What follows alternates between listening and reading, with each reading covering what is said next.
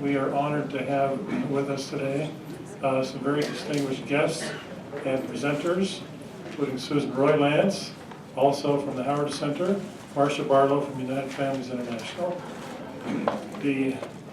When we talk about the family in the United Nations, you may immediately conjure up, as you probably should, images of what we do in the halls of the United Nations, and in particular meetings and conferences. I was calculating roughly that between Marcia and Susan and myself, collectively we probably have about 60 years experience working in the United Nations. And over the years, one comes to a kind of an interesting realization that as important as the events are, and as important as it is to make a difference in those conferences and meetings, increasingly the most important work is to help the countries and the capitals and the policymakers themselves define their commitment to an understanding of the family and their protection and promotion of the family. You may be familiar with the historian Will Durant, who wrote the massive history of the world, the multi-volume world history. He identified the 10 great, who he thought were the 10 greatest thinkers in history. These included, as you can probably imagine, Aristotle, the great Isaac Newton, but at the very top of his list was a man from ancient China, Confucius. And according to Will Durant, the genius of Confucius was to recognize that the foundation of civilization is the family. And you cannot put in order your nation, you cannot put in order the world without first putting in order the family. On December 6th, 2004, a number of us were present in the United Nations in the General Assembly meeting of the celebration of the 10th anniversary of the International Year of the Family. And we heard one of the speakers, happened to be the United States delegate, Wade Horn, make this comment. He said, "The foremost obligation of any nation is to protect, defend, and preserve the family." It sounds like a rather bold statement. I have asked three of my distinguished colleagues from three different continents, from the continent of Africa, from the continent of Australia, and from the continent of South America, to come, and I have asked them to tell us what is happening in their nation, if they want to talk about the region, the continent, what is happening with the family, what they perceive to be the role and the strength of the family in their nation. And I will introduce these as we go. The first, and I will say that these are three of the greatest champions of the family in the world. I have unlimited respect for these great and intelligent and selfless sacrificial people. The first is Errol Naidioo from South Africa. I believe he resides in Cape Town. Would that be correct, Errol? Yes. Beautiful Cape Town, by the way. And he is the president, founder of the Family Policy Institute in South Africa. And after his presentation, he's going to have to leave for another presentation. Errol, I'll turn the time over to you.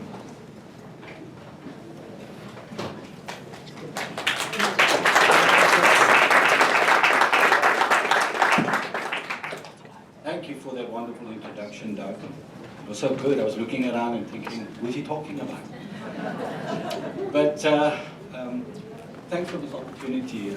South Africa is a very unique nation on the continent of Africa, mainly because we don't belong there anymore. The whole of Africa is still standing strong on the values of family and marriage, the traditional values, except for our nation. And there's a very unique reason for that. For many years we were a nation with very repressive laws. You all know about apartheid in South Africa. So about 4 decades we had apartheid in South Africa, and in 1994 South Africa became a democracy. And the new government that came in, the ANC government, led by Nelson Mandela, a name you might recognize, changed all our laws to become a democracy, but what they did was they took the country from one extreme right to the other. So the pendulum swung from a very repressive society to probably the most liberal society in all of Africa. And it doesn't work, or didn't work, it still doesn't work. We passed same-sex marriage legislation in 2006, passed abortion on demand laws, the most liberal and extreme abortion on demand laws in South Africa, and many others. So much so that most people say that South Africa doesn't belong on the continent of Africa any longer, because if you look at the policy differences between the rest of Africa and South Africa, we fit in better in Western Europe, maybe near the Netherlands or somewhere around there. But that policy change in South Africa from a very repressive society about 21 years ago to what it is now has had a devastating impact on marriage and the family. Devastating. Today, 21 years later, South Africa is in deep crisis. The family is in crisis, women are in crisis, children are in crisis, men are in crisis, the whole society is in crisis. It took just 21 years for us to reach this situation. For example, only 35% of children in South Africa live with both biological parents. Only 35%. And those numbers are increasing, or decreasing at least. There's more marriage breakdown, there's more family breakdown. Just before we came here, the South African Medical Association sent out a press release that this is the medical fraternity in South Africa. They're deeply concerned about the teenage pregnancy rate. It's off the charts. They don't know what to do about it. The government doesn't know what to do about it. The medical fraternity doesn't know what to do about it. Nobody knows what to do about it. We have the highest rates of rape and sexual abuse of women in the world. In the world. South Africa is called the rape capital of the world. The last stats that came out, the police release, I think it was a year ago or two, 65,000 women are raped annually in South Africa. And that is not the most devastating news. What is devastating is that between 5 and 8% of perpetrators, rapists and abusers of women, only between 5 and 8% are successfully arrested and prosecuted. That means about 92% of rapists and abusers of women are walking around scot-free to repeat their crimes over and over again. About 25,000 children are raped and abused in South Africa annually. And those numbers are not going down. So you see, this whole liberal thing is not working in South Africa. Yet the liberals keep on pushing this line that, freedom and equality and human rights and all of these was the answer to South Africa's problem. It wasn't. It wasn't, and it's getting worse. And so we have this strange phenomenon in South Africa where we have an African government representing a African majority that is largely in their values and traditions are family. People of family values. They oppose same-sex marriage and homosexual conduct vehemently. They oppose abortion on demand, they oppose pornography, they oppose all of the things that we know is disastrous to the family. But the government has imposed all of these policies on the people, telling them this is the good thing, this is the way to go. This is democracy. And now, with all the chaos we're seeing in South Africa, people are beginning to realize that this is not for us, this is not for South Africa. We have a large church in South Africa, evangelical church, Catholics, across the board. But the church, again, it's a very unique situation that the church was at the forefront of the battle against apartheid. Many of our leaders, Christian leaders from various denominations, led the fight against apartheid. Many of you would know the name Archbishop Tutu. He led the fight, and many others. But after democracy, the advent of democracy in 1994, the church went to sleep. The church just went to sleep and said, okay, we want democracy, apartheid is over. We have freedom, and let's just build bigger buildings and have a good time. And that's also contributed to the devastation because the church is not fulfilling its role, of proclaiming truth in the public spaces. The church is failing to do that. And because the church worked with the ANC in fighting against apartheid, they feel they cannot challenge the government of the day, even though things are getting really bad. Another thing that's harming our country is corruption. Corruption in South Africa is off the charts. I was in our parliament about 2 years ago, and the Auditor General was giving a report, and he said in the government departments, all of the government departments, about 35 billion rand went missing. 35 billion rand. They call it wasteful and fruitless expenditure. It's a nice name to give it. It's theft. 35 billion. Can you imagine if $35 billion went missing in your government in 1 year? What would happen in the United States of America? Well, nothing happened in South Africa. People just shrugged and went on with their lives. And so we're used to this kind of thing. Theft of public funds on a grand scale. People are just getting used to it and moving along. But of course, the nation cannot sustain this level of corruption and theft from its public coffers for very long. And so there's great need in South Africa. There's a huge need. But because of the corruption combined with the family breakdown, the need is growing and becoming greater. And people are resorting to crime and to violence and all kinds of things because of the situation. Just before we came to this conference, there was a massive demonstration by university students. Thousands and thousands of university students got onto the streets and protested against our government increasing the tuition fees. 10.5% increase. For the first time in my life in democracy in 21 years, I saw students storm the gates of Parliament, push it open and get right to the National Assembly building. The most frightening thing we've ever seen. The students were angry, very angry. And the reason they're angry, and I don't think it's so much the increase, it's because they know that our government is wasting and embezzling so much money, and now you're increasing our tuition fees. And it's because of the corruption that people are so angry. So South Africa is in a crisis in many ways.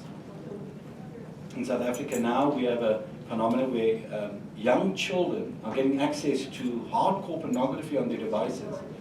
9 years old, 10 years old. And it's so easy to get access to pornography that children are now creating their own child pornography.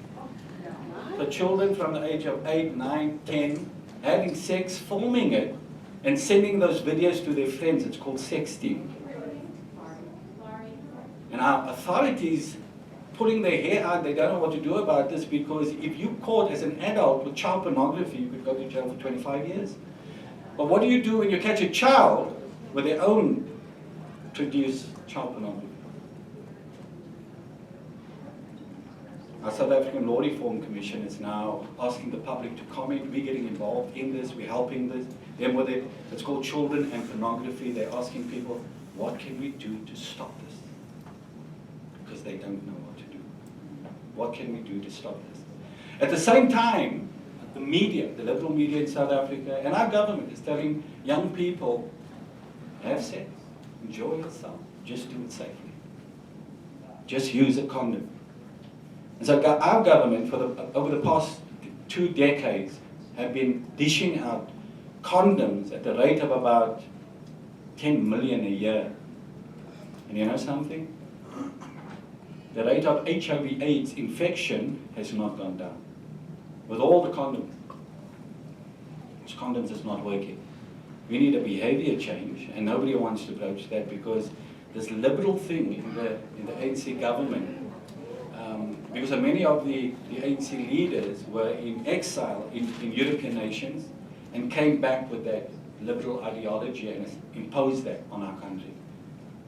But the majority, you see, what stands in our favor is that the majority of people still oppose all these things. They oppose it. And I'm beginning to realize the impact of these policies. It's not freedom, it's not democracy, it's not equality, it's not human rights, it's not human, and it's not right. And it's destroying our society. They're now beginning to realize that.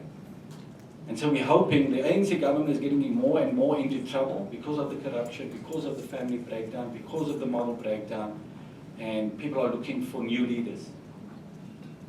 People are looking for new leaders in South Africa. We're working with government. We work with Parliament. We make submissions to Parliament on these issues, trying to point out that, you know, if you want a strong society, you've got to build a strong family unit. It's the basis of society. And that when marriages and family break down, means entire society goes. But it's not a hard sell because people can see it all over. Every day, it's on the front pages of our newspapers, it's on our nightly news bulletins. We can see the chaos and the carnage of marriage breakdown and family breakdown, but above all, just the policies that brought us to where we are now. Now there's an organization in South Africa called the Sex Workers Education and Advocacy Task Force, or SWET, who are pushing for decriminalized prostitution. Decriminalized prostitution in a nation with the highest sexual exploitation of women and children. Can you imagine that? The reason they say we need this policy is because it better protects women, protects the human rights of women in prostitution. But all the evidence show, and police will tell you, any policeman will tell you in South Africa, that all of the prostitutes are controlled by crime syndicates, by pimps, by gangs. And if you decriminalize the industry, you're making legitimate businessmen of brothel owners and pimps and crime syndicates. So it's not going to help anything, it's just going to escalate the problem. And because South Africa has high rates of unemployment and poverty, it will be a disaster for our nation. And so I'm also very grateful to be at this conference, and I attend World Congress of Families because of the information and the social data and the research we get from organizations that present here, and it helps us in our nation. Because one of the things we don't have is a lot of research in social data. We go to Parliament, and our government relies on the liberal university professors. A couple of months ago, our government decriminalized sex between children between the ages of 12 and 16 years old. Green light, it's fine for 12 to 16-year-old children to have sex. Why? Because a liberal university professor said that young children experimenting with sex is a normative part of their development. And our constitutional court, which is the highest court of the land, they depended on that. They took that and they said, well, so we cannot prosecute what's normal for children. And so it's getting bad. And the other thing that is contributing to all this breakdown is that we don't have good leadership. We lack good moral leadership. We wish we had a president like yours.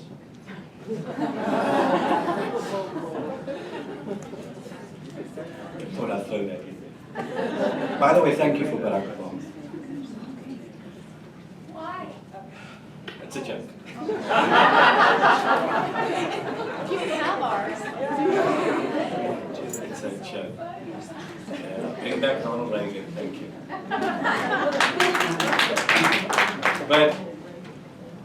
But family, can you imagine all of this is happening within 21 years? 21 years. A nation that cannot deal with the liberal ideology that was imposed on them. Just cannot deal with it. And so everything is going wrong. So we're in a crisis, finances, with women, with children, with men. One of the biggest problems we're having in South Africa is fatherless homes. Fatherless homes. 65% families, fatherless homes. We also have about 600,000 families where there's no parents at all. It's headed by a child. Because both parents have died of AIDS. So children are heading up homes.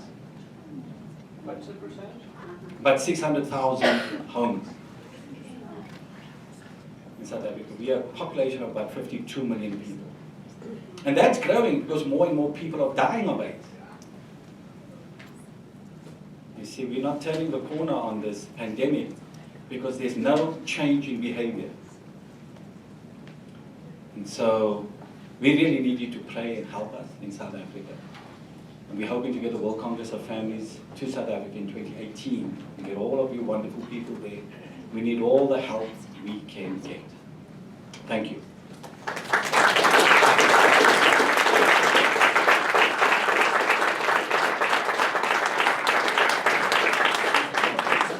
Errol is a champion. He's probably the greatest force in South Africa for family. I would now like to introduce a longtime colleague and champion, Christine de Vollmer from Caracas, Venezuela. You will notice her UK accent somehow. And she is the head, she's the founder and CEO of Latin American Alliance for the Family. They have an incredibly effective values program that they now translated into how many languages, Christine? It's going into, I think it's 7th language at this point. It's an amazing program that has powerful impact throughout the world. Christine, I've asked her to talk now about family in Venezuela and the importance of it and what's happening to it. Thank you very much, Doug. But before I begin, I want to make a recognition, and it takes a little bit of history. I was invited by the Holy See delegation to become a member, first woman member of the delegation in 1989, and we were in the working up to the Rio Earth Summit, and this was all new to me, and I was discovering not only all the terrible things that the UN was trying to push into international law, but I was realizing, because I talk an awful lot, and I began to realize what my job was, because as I'm half French and half English and married to a South American, I speak 3 languages with no trouble at all. And so I was supposed to be the lobbyist for the Holy See. And for instance, the Holy See could not go and ask Sudan for their support because, you know, with their Roman collars and everything, because they were killing Catholics in Sudan. But I could go up to the Sudanese with his turban and say, would you please back the Holy See? And he'd say, of course, and he would. And then there was the Iranian that no one wanted to talk to because of Khomeini in those days. And I would go up to him and say, would he back? And yes. And I began to see how effective a lobbying could be. And because I talked too much, I started telling this to the my pro-life friends. You know, we got these different, you know, wordings changed, and we managed to stop this and that. And that was a whole amazing adventure. And of course, pro-lifers came to help with the lobbying. But of those pro-lifers, I'm telling you, Doug, Susan Roylance, and our late beloved Richard Wilkins were the champions, because they would take the documents back to Utah and study them word by word, and documents that were referred to in those documents and those referred to in those other documents, and they would find where all the traps and tricks were. They would come back to the Holy See and say, here they are. And I would say that the gains made at the UN, which are not enough, but they are considerable. The UN was just plowing the countries without anybody knowing what was happening. They were just plowing us all into this horrible mindset. And then, because of all of this cleverness and all of this free, greatest voluntary generosity and intelligence, suddenly we began to be effective at the UN. And they're beginning to, now we're beginning to even, well, what about those marvelous moments at Provo, organized by Richard and you all, where you would invite at your expense these delegates who knew nothing, Arabs and South Americans, and explain to them, give them a good time. This was fantastic. So I just wanted to start with that. Now I'll talk about South America. South America is one of the big victims. South America, I would like to say, I'd like to divide this into 2 different areas, because there's what we call the Southern Cone, which is Argentina and Chile, which is completely different from the rest.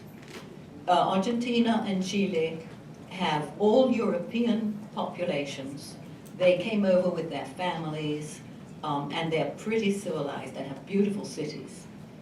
They've gone now recently the liberal socialist way, but that's their fault. They chose it as good Europeans. And they will die because of it. But the rest of South America, as you may know, was populated by soldiers of fortune, people who came looking for treasure and so on, and mixed with the local population. Then slavery was brought in some countries less and in others more. So there was a mix of three races, the Europeans, mainly Spanish and Portuguese, and the local Indians. In some countries there are more Indians than others. In some countries the Indians were more civilized than in others. In Venezuela, for instance, they were extremely primitive and still are. They go around, with barely anything on, chasing animals with a bow and arrow. Not at all like the Incas and the Aztecs. But so this mix had a great advantage. I'll tell you there are two great advantages to this triple mix that we live with. And that is, first of all, there's almost no racial problem at all because everybody's mixed and they're used to living all mixed together. But secondly, it's created a new race of people who have, as I say, they have the intelligence and subtlety of the Indian.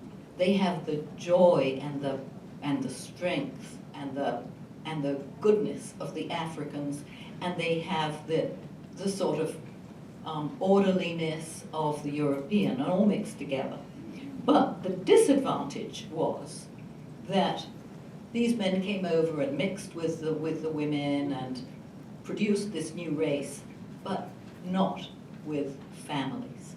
So, as long as these countries were, for 200 years, they were rural, with the man and his wife living on what in Venezuela we call the conuco, but the little farm that they would carve out for themselves, everything was fine because this was the man, the woman, and their children living in a self-sustaining manner, anthropologically perfect. But when the world became urban instead of rural, and these people came to cities, drawn by frequently very unwise and sometimes dictatorial and sometimes very corrupt governments, they came to the cities looking for the handouts, looking for the hospitals and all those things, and the family structure fell apart. Then, since the 60s, all the garbage that we know, we got television, we got all these things, and so now we are suffering all the bad influences, including the international laws that forbid this and impose that we all know about, but without a firm family structure. The culture of Latin America is a beautiful culture. It has its different variations, some more Indian and some more Spanish and some more whatever, but they are all beautiful. I think there's a deep faith in all of Latin America. Very little church going. Venezuela has about 3 or 4% Sunday worshippers, which isn't enough. But any one of them would stand up to an atheist and say, you're wrong. It's really quite interesting to see. The other paradox about Latin America, and Venezuela is the part I know the best, but it's pretty much the same, all Central America as well. They have tremendous family feeling. They are generous and open and will pick up any child that's left, an orphan. They will help their neighbors and their friends, and they'll give all their possessions to bring up a nephew or a niece. But they don't have the marriage bond, so they don't grow up with a sense of commitment. and this is a very weak link, their generosity and it is all very fragile, and I'm very fearful for the next generation. The second thing is they were invaded by the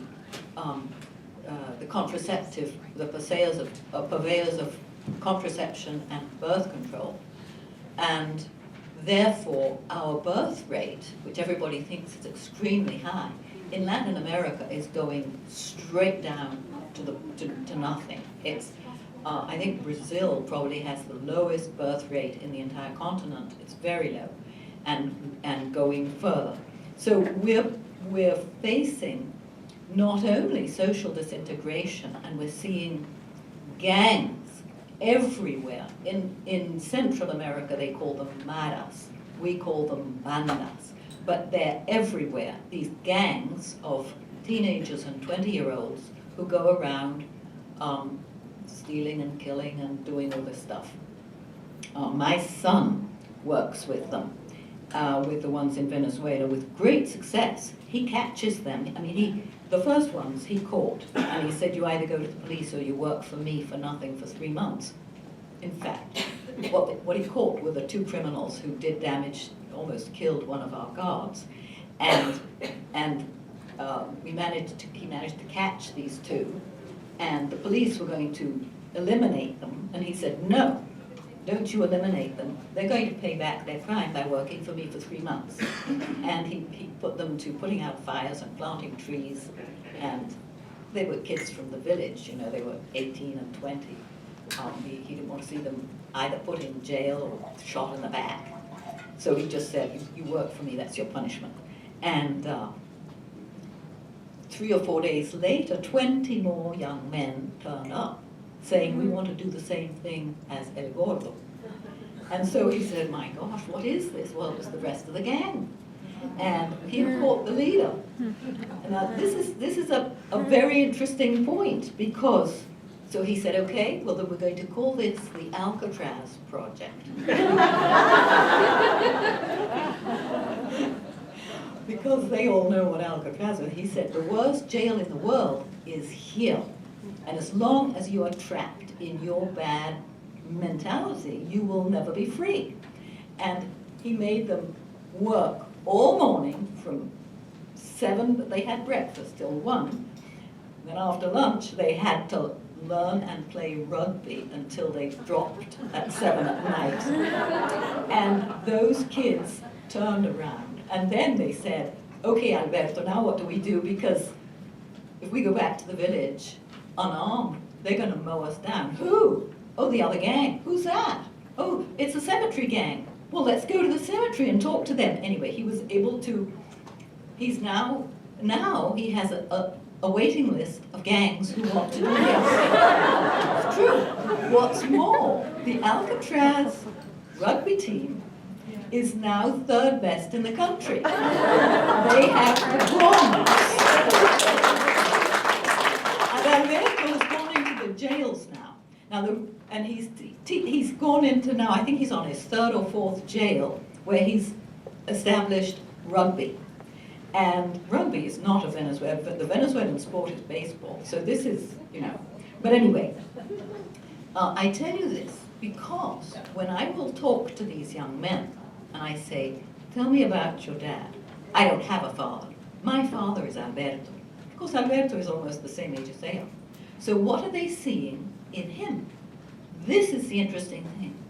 Fatherhood. Are we not made in the image of God? Fathers reflect God the Father. He who gives the rules. He who will punish you if you don't behave. He who will give you great praise and support when you do well, and who will love you unconditionally no matter what you do. And this is Alberto with these kids. And they recognize that as being a father. And they've never had a father. So this anthropologically is very interesting because it's inborn. Fatherhood is inborn. But they're not getting the models. The only model they have, until they're lucky enough to commit a crime and end up on the rugby team, is the model they have is that scoundrel who never came to my birthday. We had a 9-year-old student in one of the schools where my program is, who was going to be 9, or had just been 9, and the teacher said, so what did you do on your birthday? Did your dad come? I said, no, my dad didn't come, and I hope he dies.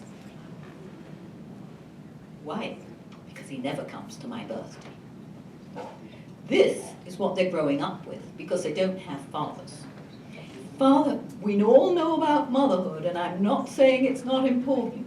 The power of mothers is a real thing, and it's the only thing that keeps Latin America going.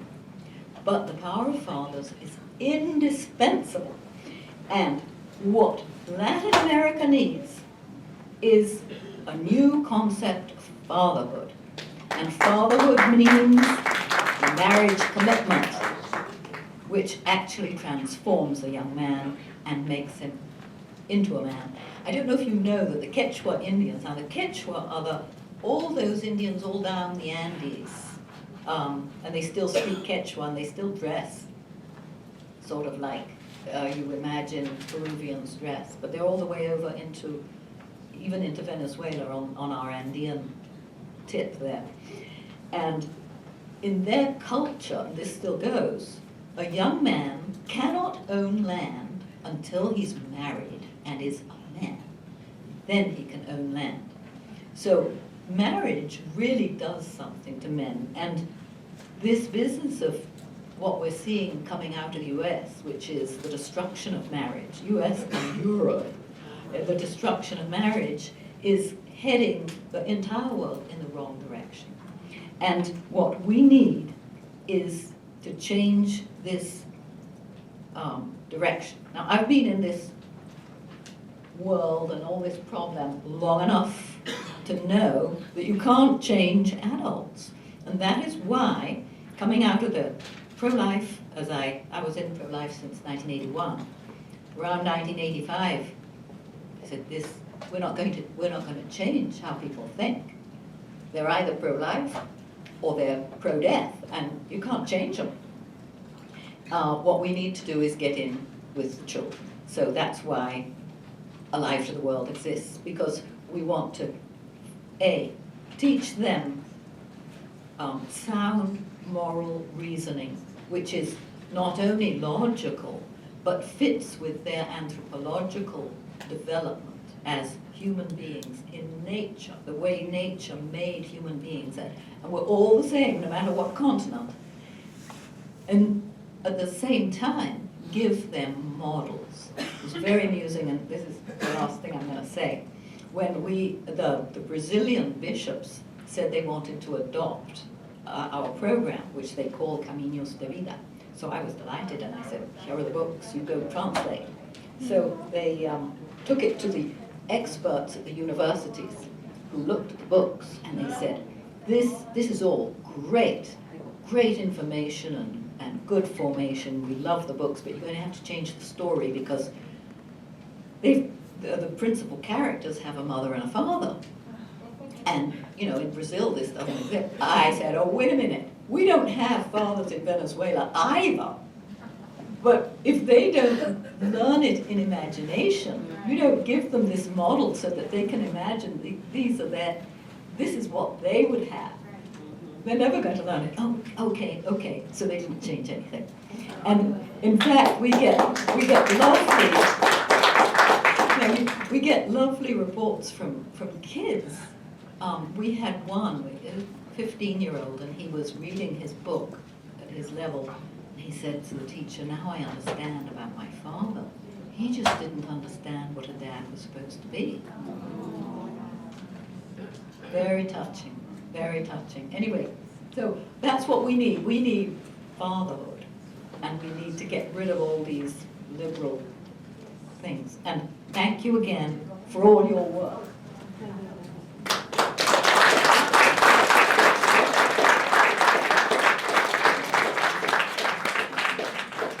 Isn't it exciting to hear what these great champions are doing? And it kind of inspires me to think maybe I can try to do something. Maybe each of us can figure out how to make a difference here. Finally, I'd like to introduce Dr. David Van Ghent from the continent of Australia. I met him several years ago in Sydney. At the end of a very rousing presentation at the World Congress of Families in Sydney, he spontaneously led us in a rousing rendition of the French national anthem. And There was some context to that. there was, please. But David is making a huge difference in Australia. We are delighted to have him here and grateful for his vision. Thank you. Thanks, Doug. On behalf of the Australian delegation, which is quite substantial, thank you to you in your capacity as acting president of the Howard Centre and therefore your deep involvement in this whole World Congress of Families. I haven't been to a conference as big and slick and trouble-free as this, and as rich in its content. It's been magnificent, Doug. Thank you. And so the reason the Australian continent matters at the moment is that we are the last man standing in the developed English-speaking world on marriage. And we fully intend to win this battle. It is coming up anything from 8 to 18 months from now. There will be a national vote in Australia. I'm here in the capacity as a family doctor, but in my capacity as president of the Australian Marriage Forum. Thanks, mate. Will that work on volume as well? Sound? Yeah, it's... It just there was a sound piece in here which I don't see this time. Thanks. And we're here with... Good. Okay, thanks. Thanks very much. And I'm here with other of the main leaders of the Australian marriage movement. Lyle Shelton is here from the Australian Christian Lobby, Theo Faulkner from Marriage Alliance, other friends from other groups. So the reason it's important to everyone is that if we can hold the line on this, then it will give enormous moral support to the next countries in line. It will even give pushback support to the likes of America and South Africa. Because you'll know that it is not a done deal that a secular country like Australia can argue for marriage purely on the grounds of the rights of the child to have, where possible, both a mother and a father in their life. You do not create an institution that will deliberately create motherless families, not by accident, deliberately. Rather than go into that, let me give you a five-minute short video that we used when we brought Ryan Anderson out, your magnificent Ryan Anderson, to tour Australia only a couple of months ago. Because this will show you the two great things we've had to face in Australia. First, achieving our right to be heard in the public square, to overcome the censorship, the demonisation. And you will see the first little opening of this video is a 30-second ad that we did and we placed, as one does, during the Sydney Gay and Lesbian Mardi Gras broadcast. And, I mean, I suppose we were trying to be provocative, but this little ad, which cost us about $5,000, got us about $2 million of advertising free, because it became an enormous story of free speech, because the government broadcaster refused to show it. They broadcast the Mardi Gras, but not our ad. Commercial broadcasters showed it. Interesting little twist, but it made the issue of free speech enormous, and we've largely won that battle in principle. And then we go to the shape of our argument, and as you go out, my treasurer, Alan Baker, who's here, will be at the door to give everyone a copy of this. It was actually bigger than this. It was a full-page ad in our national newspaper in August. It's not marriage. Find another word. And it gives our key arguments where we have the right amount of indignation that you need to take this gay lobby off their moral high horse. It is not equality for the children who miss out. And so on. So let's give you a little flavour with this ad of it work, this introductory video, and then I'll come back with one more thing which ties in with what Doug is presenting to you later this morning. So. Okay, so much for that. Is our tech man here?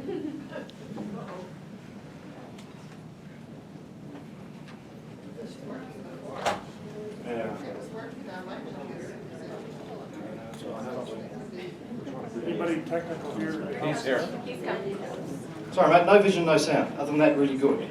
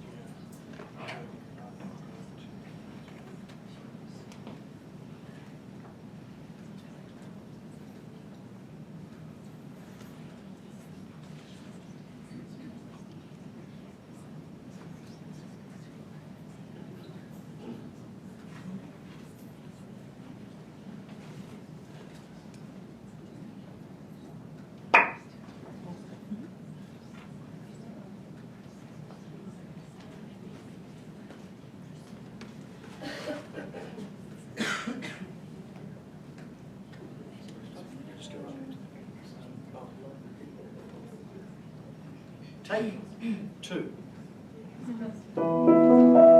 We hear a lot about marriage equality, but what about equality for kids? Children have an equal right, wherever possible, to both a mum and a dad. So-called marriage equality forces a child to miss out on a mother or a father. That's not equality for the kids who miss out. That's not marriage. Give every child their chance of a mum and a dad. Our first television ad went straight to the heart of our concerns about same-sex marriage. And that is that as an institution, it would deliberately create motherless or fatherless children. Not by some tragic circumstance, but by an act of Parliament. That is an injustice against the child that we should never contemplate. Now, we understand claims of equality for adults, but if that means inequality for kids, where is the justice in that? And if equal love for 2 men means you have to destroy the love between a mother and her baby, what's loving about that? And yes, we know we're meant to be tolerant, but the gay lobby acts with raging intolerance against anybody who stands in their way. We experienced that with our first ad, when we placed it in the path of the Mardi Gras parade, saying, stop, it's not just about you adults, think of the child. Channels 7 and 9 ran the ad, but SBS refused to show it during their 2-hour telecast of the parade. And so it became a big issue of free speech, of the right of our side of this great debate to be heard, not to be censored or demonised. This ad became the most viewed Australian video on YouTube that week, with 500,000 views in 5 days. And many people who disagreed with our position on marriage defended our right to be heard.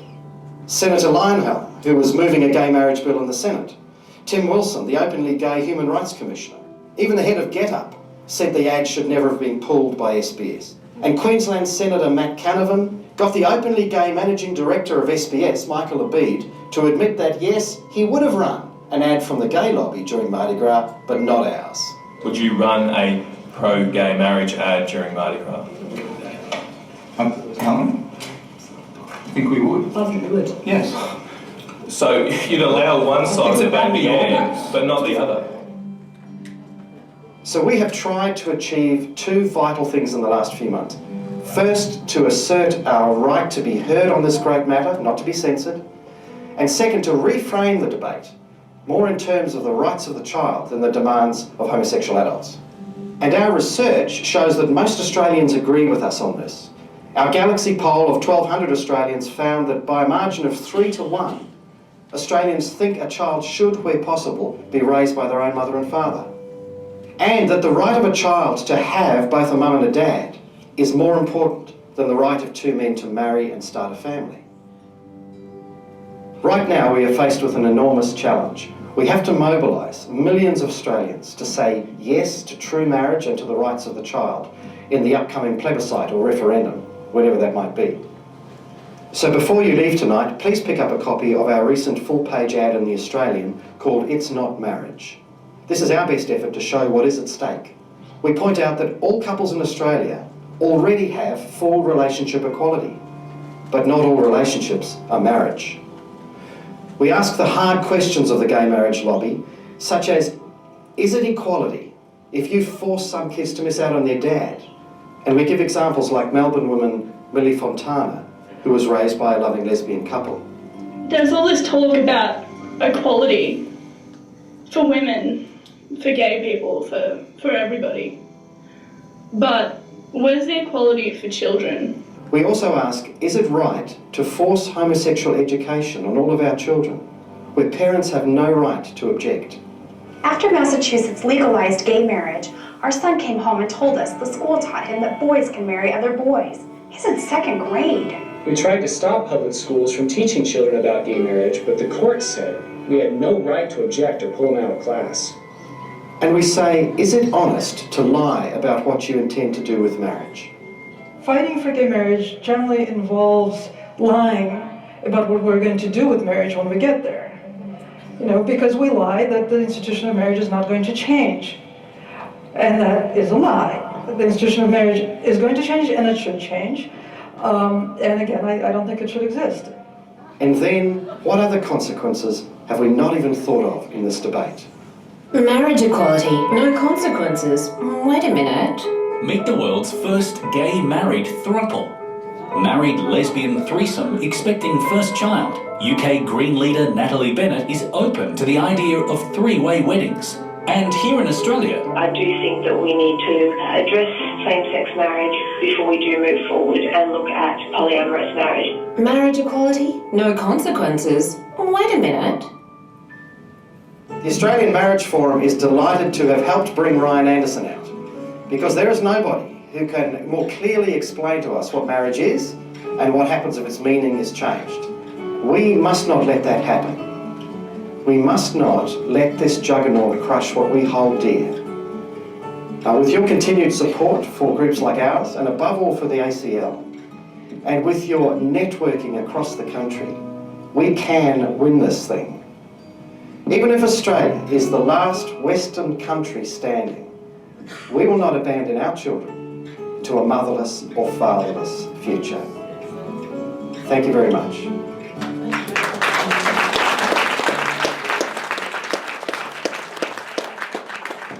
So you see, we're absolutely shameless in using the Americans, getting Ryan out, plundering the Proposition 8 television ad without asking anybody, and we're shameless in asking for your help. We made a phone call to someone associated with this Congress this morning. We had a phone hook-up and he's given us $50,000. This is America, as far as we're concerned. But honest, I mean, we do everything, no expenses from our funds go to anything we do. It's all voluntary. We're all volunteers. We're all here for the sake of the cause. So if you know any philanthropists, hop on our website, australianmarriage.org, and slip us a little donation. Now, for reasons of time, I'll stop there. You've seen the gist of our argument. We are determined to win this. And we have so appreciated the enrichment of the people we've met, from the Brian Browns, everyone here. But if there's any Americans who see the significance of what this victory would mean for your country and other people from the world, if you have any way to help us, please, we're doing it for the world. What I just wanted to close with was a launch of a little document. And the only reason I'm doing this is because when Doug came and said, would you be part of this, I was delighted, particularly because of the United Nations, the emphasis in Doug's excellent booklet that I hope you've all got on the declaration, the World Congress's Declaration on the Family. Because it has the best essay on the United Nations Universal Declaration of Human Rights that I've ever seen. I learned so much from it. That is a noble document. It arose out of the ashes of the evil of the Second World War. For a very brief time, the world was wise. And then it passed. But during that moment, that document was forged. And so we've drafted, and I've just been refining the last day or so since Doug asked me to speak, this Declaration in Defence of Marriage. It will show you where I think and we think the heart of it lies, and I hope that it might be of some clarity and resonance for all of us who are still fighting to defend this truth and this necessary foundation of our lives. So we hold these truths to be self-evident. There's some more shameless plundering. We hold these truths to be self-evident. That the bond of male and female is given in nature, affirmed by every culture, and uniquely empowered to nurture new life. We say yes to the natural institution of marriage and family. That same-sex marriage is not given by nature, has never before been affirmed by culture, and cannot nurture new life.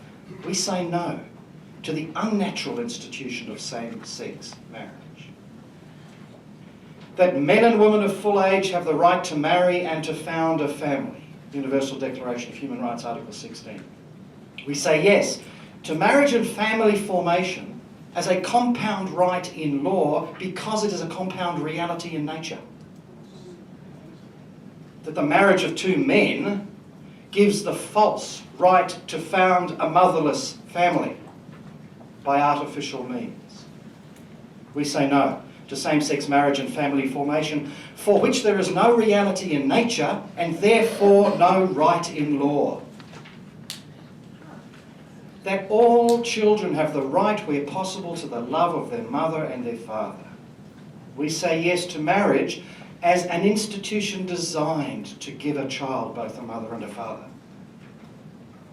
That same-sex marriage makes it impossible for a child to have both a mother and a father. We say no to the injustice against children inherent in same-sex marriage. That the nuclear family of man, woman, child is, quote, the natural and fundamental group unit of society and is entitled to protection by society and the state, Article 16. We say yes to state recognition of the natural family as the first society, predating all states and all laws. That same-sex marriage is neither natural nor fundamental to the survival of society.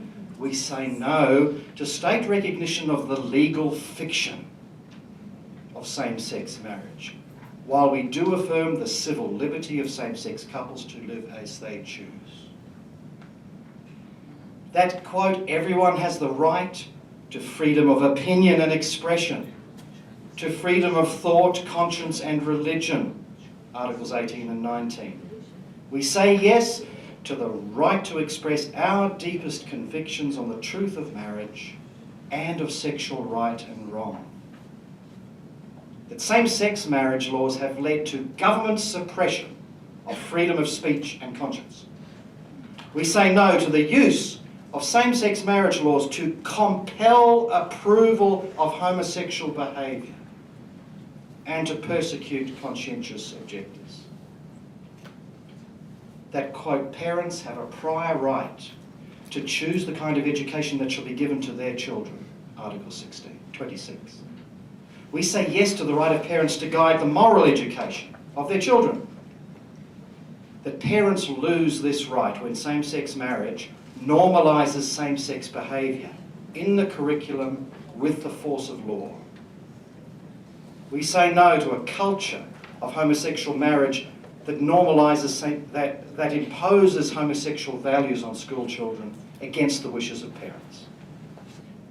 And finally, that no government and no court has the authority to legislate a lie about marriage, that forces future children to miss out on a mum or a dad, that imposes radical homosexual education on all of our children, that intimidates conscientious objectors with the big stick of anti-discrimination law, that deconstructs the bonds of parenting and kinship and the very notion of male and female. Same-sex couples, 1% of our fellow citizens, are free to live as they choose, but they are not free to redefine marriage or parenting or sexual right and wrong for all of us. Thank you.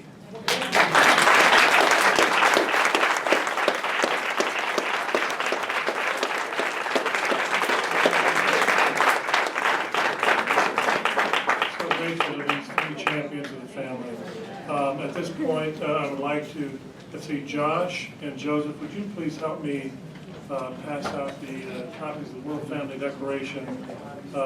This declaration was created as a banner to rally the world in support of the family as defined in the Universal Declaration of Human Rights, which says, the family is the natural and fundamental group unit of society and is entitled to protection by society and the state.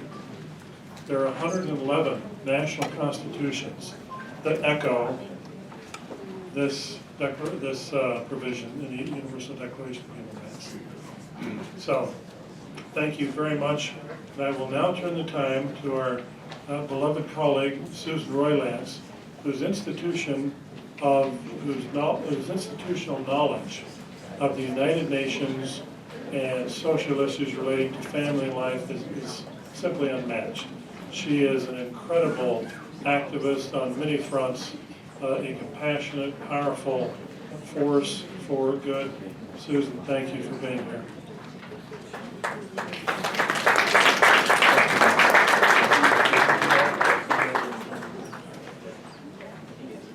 Well, I didn't know we were going to have these special people present today about South Africa, Venezuela, and Australia. But what a wonderful opportunity we've had to be able to learn more about these countries. Christine Vollmer is a great champion. Oop, getting this all put back together is going to take a minute. And I've always loved what she does at the UN. Where's our technical person? I had the other ones.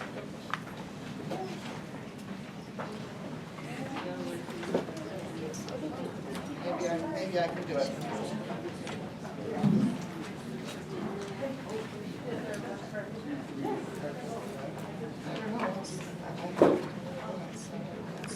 It takes some time, I think. We might need that. I don't know what's been done. Okay, you all have, I hope, a copy of the supplement to the negotiating guide. I can find one of those.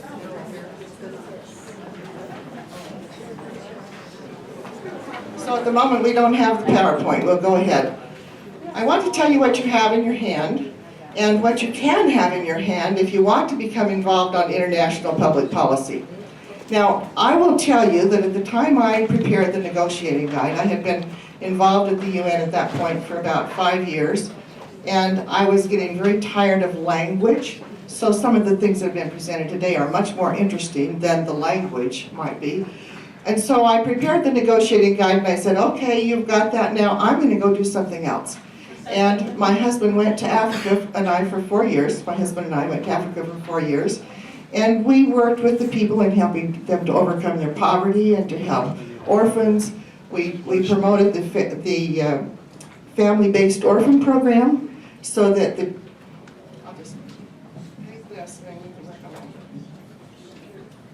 family-based orphan program so that if my husband helped them increase their income, they would be able to take an orphan into their home. Because if they didn't increase their income and they took an orphan in, then their own children wouldn't even be able to go to school because they couldn't afford it.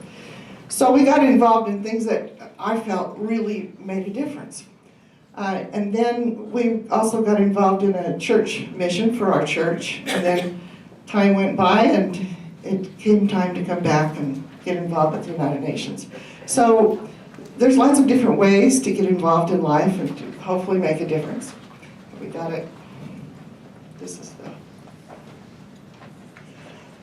But for those of you who want to get involved with the United Nations, we don't really have time today now to do very much, but we will train you if you'd like to. We'd help organize so that you can become involved. And I feel a great anxiousness to do that among the people we've met here at the World Congress of Families.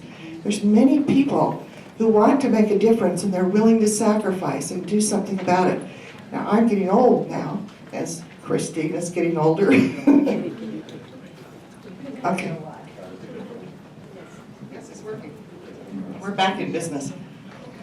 And so we're excited about the younger people that are here and want to learn and want to become involved. And it's the future. It's the future. It's the next wave, as the Big Ocean Women would say. Okay, I'm going to particularly today tell you about the 2030 Agenda. And we'll connect it with the other documents as well. But many of you may not realize that for the last 2 years, the United Nations has been working on a document that will guide the activities of the United Nations for the next 15 years. And whether we like it or whether we don't, it does exist. It was finalized last month, September, at the United Nations. And so we have to learn how to use that document to accomplish good. And that's always been my involvement in the United Nations. I wanted to find the good language. There is good language. And this booklet will help you see some of the good language.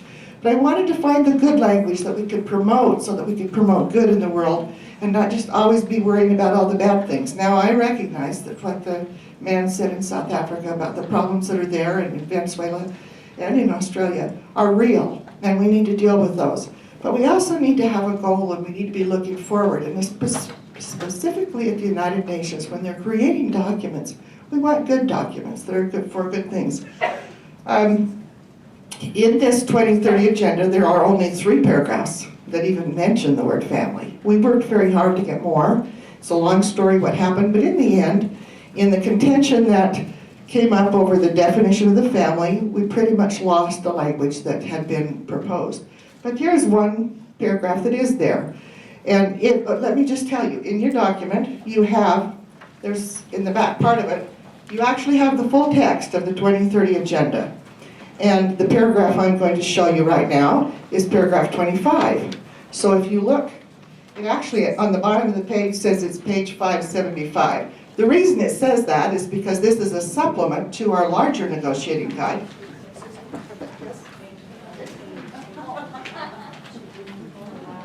This is the complete negotiating guide, and the 2030 agenda will occur at page 575 when we reprint. This is a supplement to get you by until we reprint the larger document. Let me just tell you very quickly what this is. Along this side, you will see a list of documents. These are international treaties and conference documents that guide the public policy of the United Nations and, to some extent, of the world. And all of those documents are actually in this book. And at the beginning of the book, there is a section on what we call the 5 respects of family, human life, parents, religious values, and sovereignty. Now you have that section in this little book. And the only thing that's different about this one and what's there is that we have added the few paragraphs that are good from the 2030 agenda into this section in the front. Now, having said that, now we're going to go into an understanding of those documents and paragraph 25. Paragraph 25 talks about nurturing environment for children. Now it has a lot of other words in there, but it does have the word families in that paragraph. So we can talk about what language will help us in providing a nurturing environment for children, and I will explain more about that in just a minute. Another one talks about shared responsibility within the household and the family as nationally appropriate. Now those words, as nationally appropriate, are words that could be used when there's differences of opinion so that we can move forward. Then the last one that mentions family talks about family farmers, and that's it. Those are the 3 places that it mentions family at all. But the other thing that happens, this is just showing all the list of all the documents that are in the, is that on paragraph 10 in that same document, 2030 agenda, it says that we reaffirm the new agenda is guided by the purposes and principles of the Charter of the United Nations, including full respect for international law. It is grounded in the Universal Declaration of Human Rights, etc., etc. So down, you'll see across the bottom. And now this is if we don't do anything else from my part of this presentation, I hope you'll learn something from this. This is basically telling you the kinds of documents that we deal with. There are the foundational documents of the United Nations. That's the Charter of the United Nations, then the Universal Declaration of Human Rights. And pretty much they guide the rest of the documents of the United Nations. Then there are the international human rights treaties. The 4 documents that I have listed here, I'm just going to give you the acronyms. ICESCR, ICCPR, the CRC, which is the Convention on the Rights of the Child, and CEDAW, which is the Convention on the Elimination of All Forms of Discrimination Against Women. All 4 of those documents are not ratified by the United States. They may be signed by a president, but they're not ratified. Until they are ratified by a 2/3 majority of the Senate, they are not the law of the United States. Thank goodness. Because there's a lot in those documents that would cause us to lose our sovereignty. There's very serious things that would override the things that are in our Constitution. It could happen if we ever had 2/3 majority in the Senate that would support these treaties. They would become ratified and they would impact us. But even though we do not have these documents ratified, for example, the Convention on the Rights of the Child is ratified by 196 countries. Only 2, actually only 1, that has not ratified it is us. Now they used to say Somalia, but someone says they have ratified it. So we stand alone in not having ratified that document, which is good. But from the United Nations point of view, since 196 countries have ratified it, if there is some good language there, we can then use it, which I'll show you. The next section of documents are the documents from the outcomes of UN conferences and summits. And it specifically lists, in this 2030 agenda, it lists those conferences that it affirms. And that includes the Beijing conference document, the ICPD, which was in Cairo, the Social Summit, which was in Copenhagen, and it doesn't include the habitat document, which is interesting. But it includes the basic outcome documents, and then we have, of course, the 2030 agenda that we can combine. But because the 2030 agenda affirms those documents, we can now use them in cooperation with the 2030 agenda. And that's an important part of moving forward, because we thought because there wasn't a lot of good language in the 2030 agenda, we were just really toast. But instead, because of this section in the document, then we're better off. And just very quickly, I'm going to show you those larger so that you'll understand this. The foundational documents, the human rights treaties, outcome documents. Again, oh, it's the Agenda 21 that I didn't remember. Agenda 21. The first one is an environmental conference. The second one is the population conference. Third one is social development, where we get some very good family language. Fourth one is Beijing. And then there's the Rio Plus 20. Now, the Rio Plus 20 was just in 2012. And in our new guide, Rio Plus 20 will be in it. However, there's not a lot in the Rio Plus 20 document that isn't also repeated in the 2030 agenda, so we didn't put it in this. But it will be when the new one comes out. So that may be helpful to you. Now, the other thing I wanted to show you very quickly, and I want some time for Marcia. Marcia is absolutely the premier lobbyist at the UN. She's just absolutely wonderful, and she has much to help you understand that will be great. And then we have the review conferences. I'll just move through this. And then we have the Millennium Declaration. I don't know how many of you picked up one of the MDG books. I think I have one here. Is there one there? We prepared this book because at the 5-year review of the Millennium Declaration, the family language failed, basically because there was a belief that family was a taker, not a giver. That family used government resources, not helped to create good things in the society. So we created this book, and actually Richard Wilkins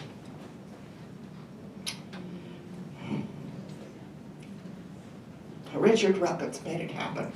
It was through the Doha International Institute for Family Studies and Development, which he was the executive director for at the time.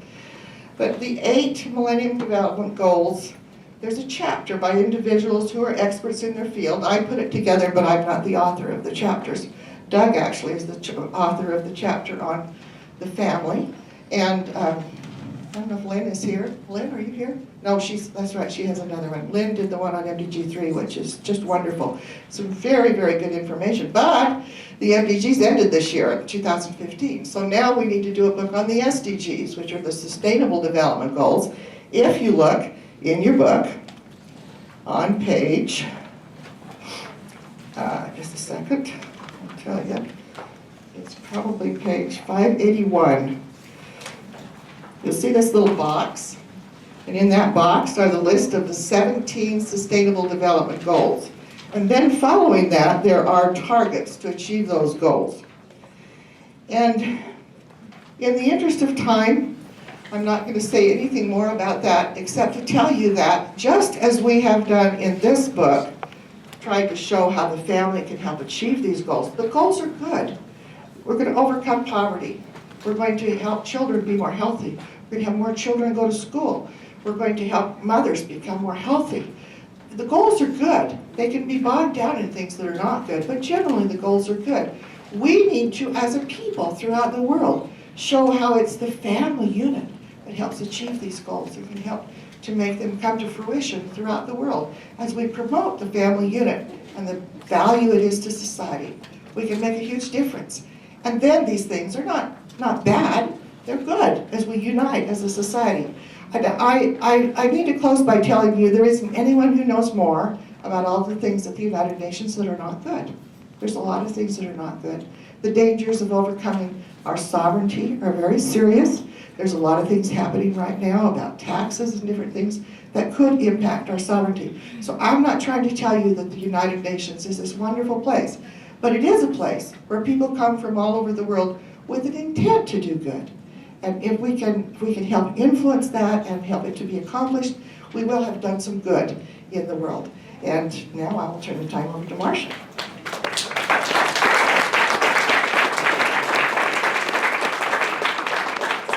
way too kind in conceding her time to me.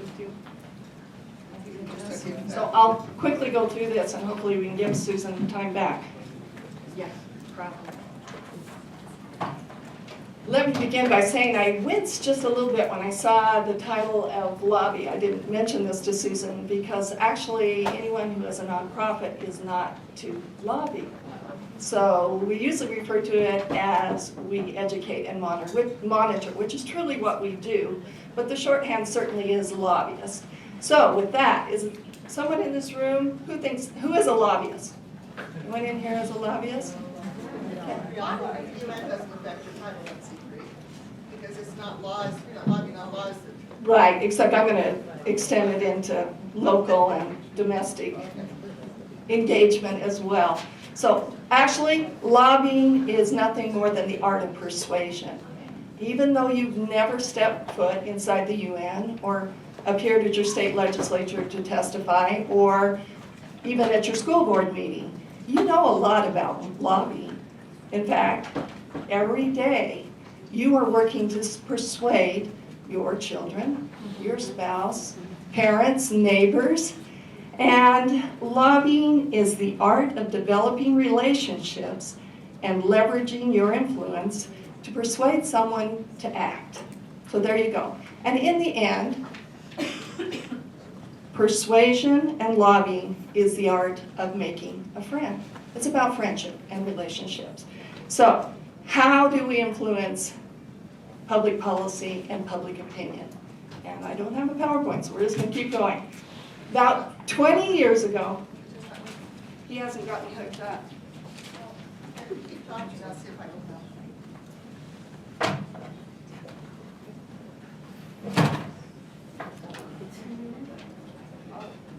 Yeah, that looks way big.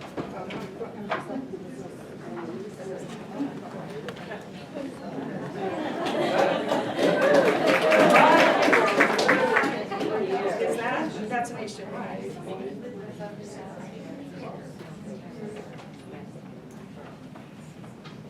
As I was saying, about 20 years ago, I ran across the title to a book, and it was called, if I can get up, my granny glasses so I can see.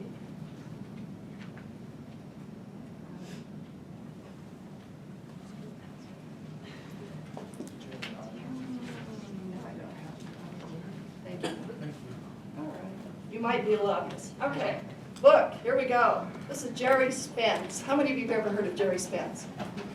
Most successful lawyer, attorney in the history of the United States. He has successfully won more cases than anyone else. He wrote a book entitled How to Argue and Win Every Time. So here's a glimpse into my personality. I was like, yeah, okay, how do we do this? What did he say? What was the essence of his book? It looked like people were familiar. Anybody remember what? How do you argue and win every time? Anybody know? Well, actually, you're not far off. He said, you tell a story. Does that surprise you? He said, weave stories around everything that you do, into every negotiation, every debate, into every family discussion with family members or friends, or even as an attorney in front of a grand jury. It's all about story. This is another reflection of this. I don't know this commentator, but if you can tell a story well, you can move people to do something. So how does that work? Humans are genetic storytellers and listeners. We are genetically predisposed to listen to stories. There was an oral tradition long before writing. History is nothing more than the stories of our past. Story was the manner in which early history was recorded and communicated. It's in our DNA. So what does the research say about it? They've done a lot of studies on this, and they've shown via, the little probes on heads, that the more a listener can relate to a speaker and understand the story, the more their brain activity actually dovetails with the speakers. When you listen to stories and understand them, you literally experience the same brain patterns as the speaker. So the audience is connecting with that speaker. As I've attended several presentations this last 4 days, I've heard many people reference story. And I will tell you that in my estimation as a conservative traditional effort movement, pro-family, pro-life, we've really lost out in that arena. We don't do that well. And here's what that means. How do you influence individuals and public opinion? This is Marcia's formula. You start with a story, you add the empirical data, and honestly, I love the data. I love those numbers and those facts, and I just like to memorize them and spout them. But if you don't have those two together, you can't persuade. And as much as this pains me, if I had to choose between only giving a story on an issue or telling you facts, I would have to choose story. It would be more powerful. So what does that mean going forward? All right, we've heard lots of information and things that for most people who aren't traditionally minded, it's hair-raising. We heard the gentleman from South Africa talk about some of the things that are happening. So have you ever wondered why? Well, this about within months, probably the second UN conference that I ever attended, which would have been 16 years ago, was in a room with members of the Pro-Life, Pro-Family Coalition, and we were strategizing. And I don't think Austin would mind, because I'm going to tell this story anyway. I didn't ask him, Austin Rooms. Many of you know him. We were talking about, okay, how do we best go about this? And being recently from the PTA and knowing that that's how you do things, I said, well, the discussion was, let's all get together, we're going to sit down, and we're going to talk about this, and we'll figure out where our differences are, and we'll maybe go to lunch, we'll figure this out. And he turned to all of us that were in the room, and he said, well, you can go right ahead and do that, but I'm not going to, and I want you to know those people are baby killers. And he left. And Susan, were you there when this conversation took place? And I was definitely shaken, and I've given that a lot of thought over the years, wondering why would he say that? And you know what, he has ammunition to say that, and I'll confess to Austin later, and he'll certainly defend himself. Take a look at what is actually happening. We've moved from, as one of my friends says, we've moved from baby killing to baby butchers, if you've seen the Planned Parenthood videos. The pride that you could wear a shirt that says I had an abortion, or you could film an abortion and present it as positive. How could this be? And as I got more immersed in the pro-life, pro-family effort, it was just like, I can't connect. Why is this happening? Why can they show up at the UN and hand out brochures in a youth gathering where the title of their brochure was Healthy, Happy, and Hot, and it was directed at HIV-infected children, young adults, and within the booklet, it basically said you don't have to reveal your HIV status. You don't have to do that. And these are little packets of condoms that were handed out at another event, and I don't know if you can see them closely, and all the different configurations of individuals and partners and hookups that might be available. What drives these people? We think differently. So what is it? What makes them tick? Why do they think the way they do? Why do they do what they do? So I've spent a lot of years analyzing this, reading up on it, some real interesting things. A man by the name of Jonathan Haidt out of, I think it's Stearns Business College out of New York, forget the university, he wrote a book entitled The Righteous Mind, and he talks about this. And his comment was, look for the highest value that a group or an individual hold, and then you will understand their thoughts and actions. The highest value is what binds a group together, what they would rally around, organize for, and protest for. So we are dealing with moral platforms, worldview, clashing worldviews, but we're looking at a worldview. And I will tell you, I regularly hear folks on our side use the word, this is immoral. Well, understand, please, that they think we are immoral as well. They come from a different moral platform, and they consider themselves very, very moral. Jonathan Haidt has it broken out. He says that there are 6 core values that people react or respond to. You can see them up there.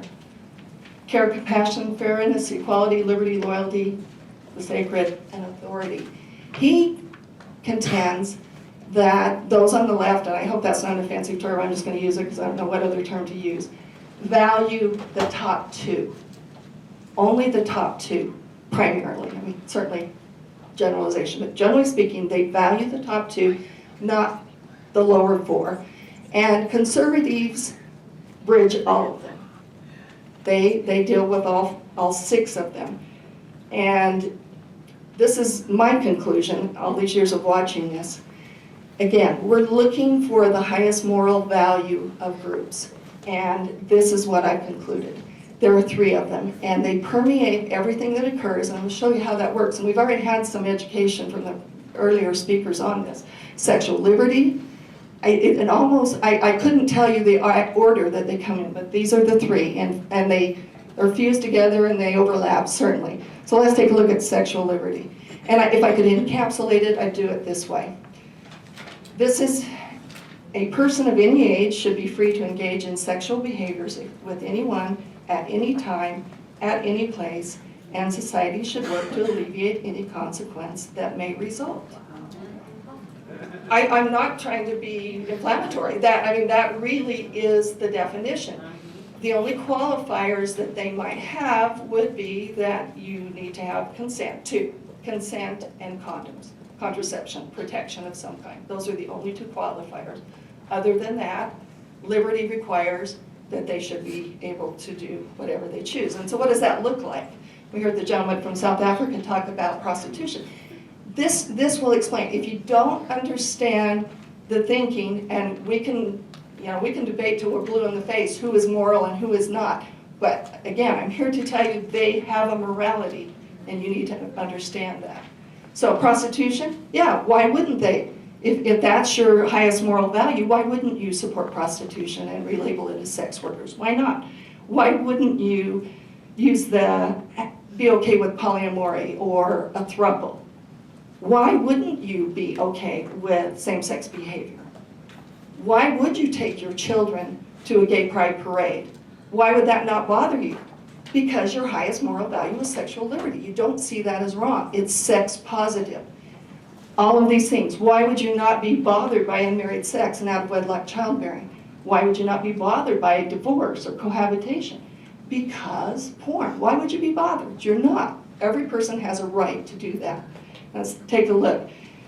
John Howard, this is his statement of the Howard Center. You can have sexual liberty, you can have strong families, but you can't have both.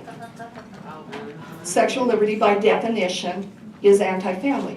It actually is, I would say, it's anti-child. It impacts children. We walked away from chastity as a culture. We walked away from our children.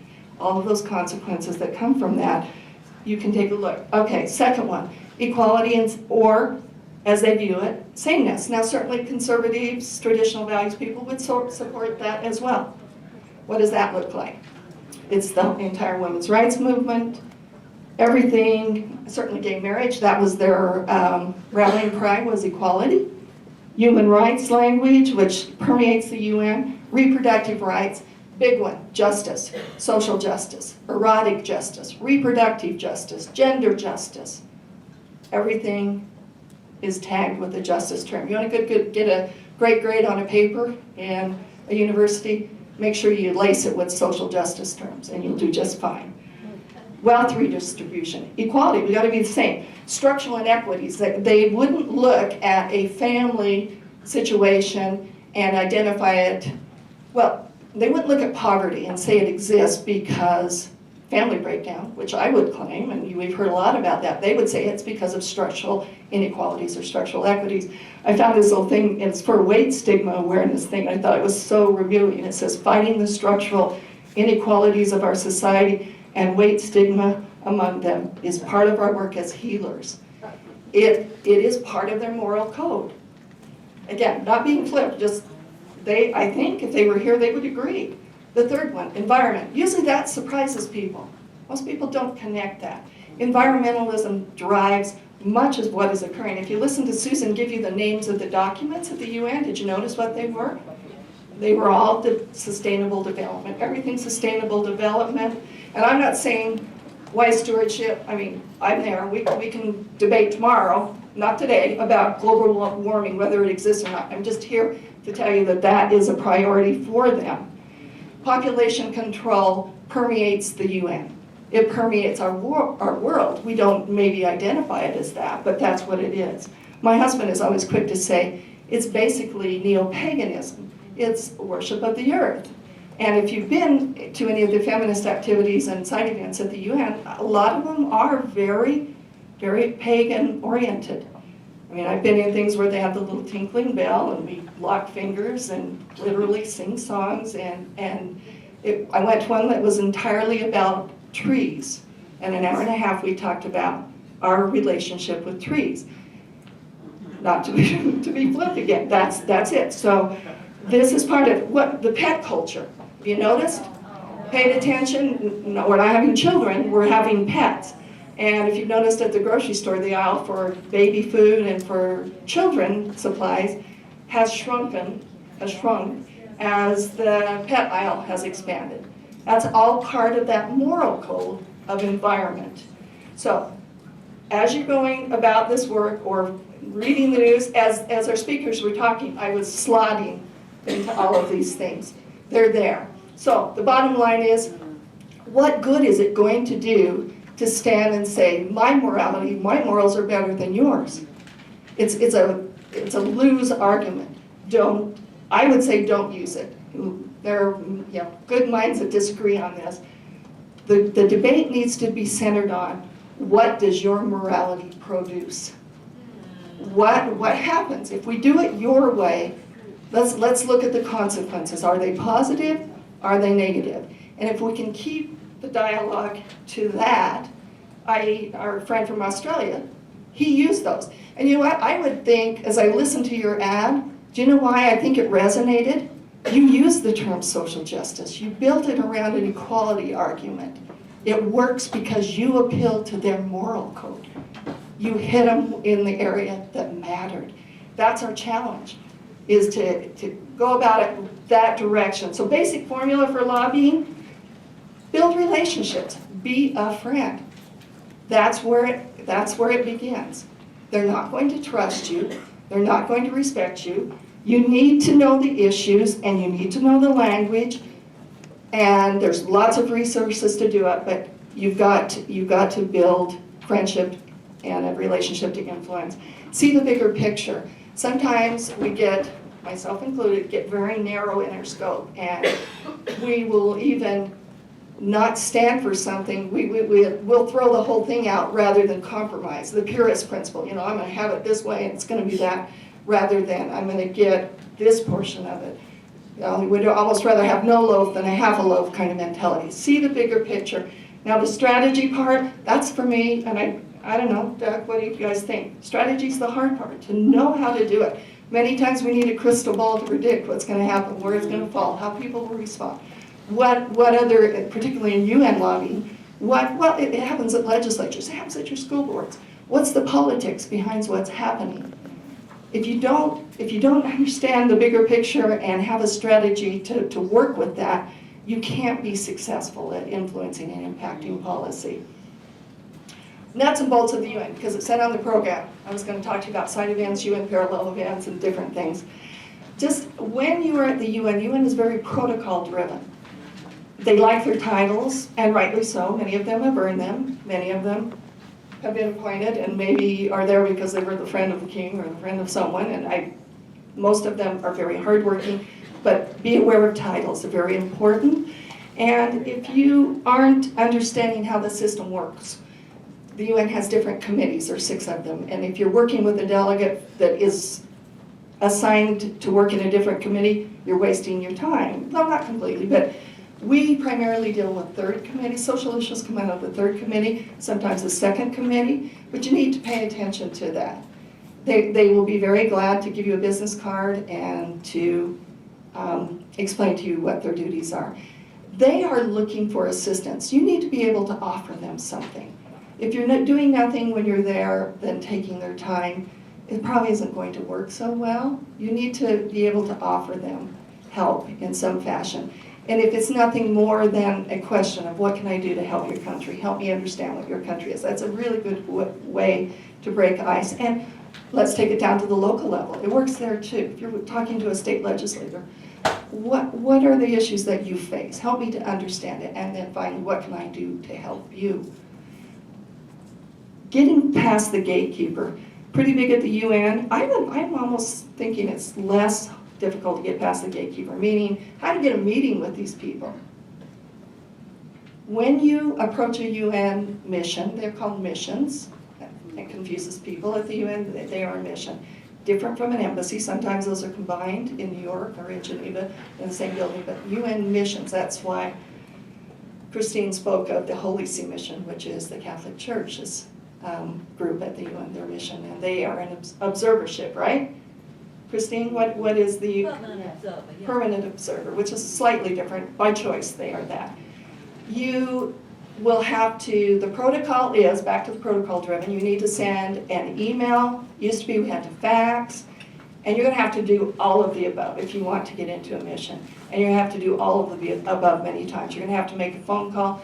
If you, to get past the gatekeeper, I would strongly suggest that you get the name of the first person that you talk to, or the administrative assistant of the delegate that you want to visit with.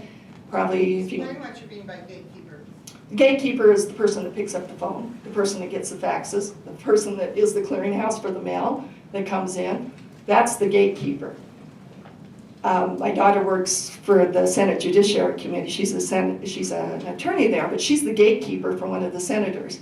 And she laughs about it every once in a while because she says she feels like she has a lot of power. She says, I can't make anything change, but I can control who gets to the senator. The same thing applies at the UN. You need to make a friend of that receptionist, that person, and every time you call back to try and get an appointment, you need to ask for that person, befriend them as well, so that you will increase your odds of getting in. I was to talk about how to do a mission visit, that's what I'm addressing. And then the planned serendipity.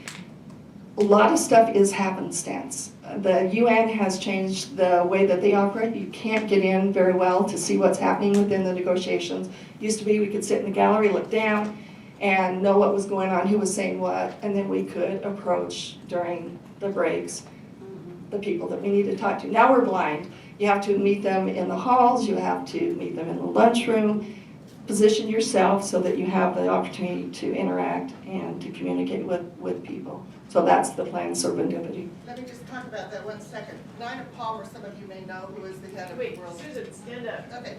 Nina Palmer, who is the founder and used to be the president of Worldwide Organization for Women. She has very white hair, actually closer to what mine is now, but mine didn't used to be that color. And she would go into the UN and she would just stay in the halls. And people would come up to talk to her, and she did great, wondrous things by just being in the halls and letting the spirit guide people to come and talk to her. That's all she did. And she did great work. The lunchrooms, that's the interaction, Christine. Yeah, my experience, and I'm sure it's still like that. I was only there 5 years. I was there almost 6 until 95. But I was in the Holy See mission, so I was in the hall, and I would come out and tell all the lobbyists what was the thing. So you should make a contact there in the Holy See. Put yourself, maybe you have. It's critical. You're not going to know what's going on inside unless you have that relationship. Tell them we're there to help you, which is, we used to call it, with the help of all of these marvelous people, especially United Families, because the others were less constant. There were up to 350 lobbyists there at Beijing, at Cairo, at some of the other ones, and we used to call that Monsignor Martino's army, and he loved it. We even took them all. You were there when we took you all to be thanked by Pope John Paul II? Yes. Yeah, because it was fabulous. Picture with It was the but stay close to that. Right, and the 350 number doesn't really apply. I don't think we come anywhere near that number. It truly is a David and Goliath situation. But you've become much more effective. I'd like to think so. Let's 3 cheers for that. Let's hope we're better. Our strategy is better. Absolutely, you're professionals now. So UN side events, again, one of those things I'm supposed to address. At each one of the commissions, they will allow NGOs, non-governmental organizations, to present. And you get to go, you have to stick with the theme of the conference, but that's your opportunity to communicate your viewpoint. And side event means it's inside the UN, and you have to have a mission that would actually sponsor you there. There's a procedure for that, and too much time, not enough time to explain all that. Parallel events there's a form, and you have to be an ECOSOC accredited organization to access the form, but you don't have to be accredited to be there and present. So most of the organizations here that do UN work, of course, are ECOSOC or Economic and Social Division. We are accredited in that fashion. So these are just some shots of some different side events. We, United Families, we work with a lot of college students and give them opportunities to present and be a part of the UN experience. So how do we engage? This is the end. These are my little reminders, and I need lots of them because as I told you, I like to win. Highly competitive, so I'm always forcing myself to pull back. Try to win the person, not just the argument. It will get you much further. Seek for clarity rather than agreement. It's my mantra. It diffuses most debates because you're not seeking to make someone agree with you. You're seeking to understand what their position is. So just clarify. And usually in the action of clarifying each other's position, the real thing that you need to discuss comes out, but it diffuses the tension and potential contention. You can't be persuasive if you're abrasive, and your tone definitely matters.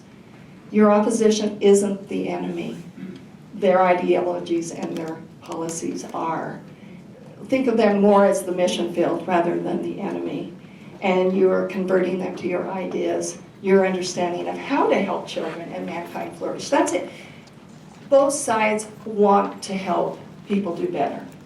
Don't be deceived. They think they are helping just as much as you think they are helping. That's why the morality thing needs to go to whose policies do what. Many people ask me, why do you do this? This is my little granddaughter, Hazel. And we were at a dinner, and there was a photographer with a camera in her face, and I was sitting right next to her, and she looked up at me, and it was like, Grandma, help me, save me. And that's kind of in my mind, and that's really it. Someone earlier in this conference quoted G.K. Chesterton, where he said, a soldier doesn't hate what's in front of him. He loves what's behind him. Doesn't hate what's in front of him. He fights because he loves what's behind him. And I think that's probably what we're all here for. And finally, from my friend, Kathy Herod in Arizona. She is a marvelous lobbyist at the Arizona legislature. And she was telling me the other day that every time she walks across no matter where she's at the Capitol, whether her friend is clear on the other side, he will yell to her, Kathy, just remember, in the end, we win. So thank you very much.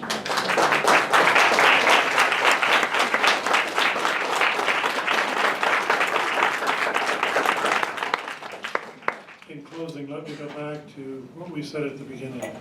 As the wise Confucius said, you cannot put the world in order without putting the nation in order.